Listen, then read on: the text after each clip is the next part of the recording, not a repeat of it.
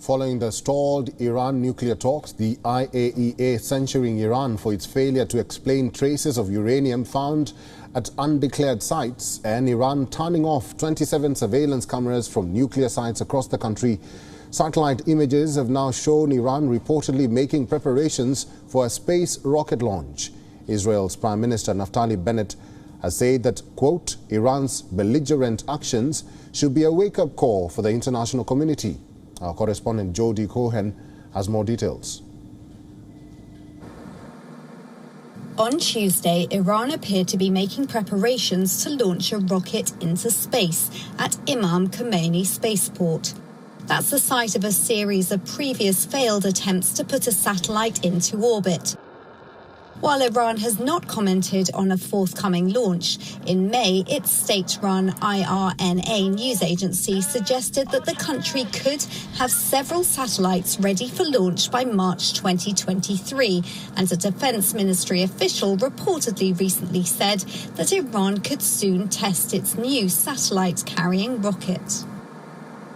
We've talked about the challenge that Iran poses. Not only are we working with Israel, we are working closely with our Gulf partners, including the Saudis and the broader GCC, by the way, the GCC +3, which will be in Saudi Arabia when President Biden visits there. There are also other interests, including energy, and we've spoken of our desire to see a steady global supply of energy. This has been a topic of discussion on a bilateral basis with members of OPEC. It will be on the agenda when President Biden meets with the GCC and meets with Saudi counterparts in Saudi Arabia next month as well. The US says that Iran's satellite launches break a UN Security Council resolution. The concern is that this activity uses similar technology to an intercontinental ballistic missile. With President Biden's forthcoming trip to West Asia in July, Iran will certainly be on the agenda. In Israel, he's expected to visit a US-funded missile defense system and discuss new laser technologies to defeat airborne threats.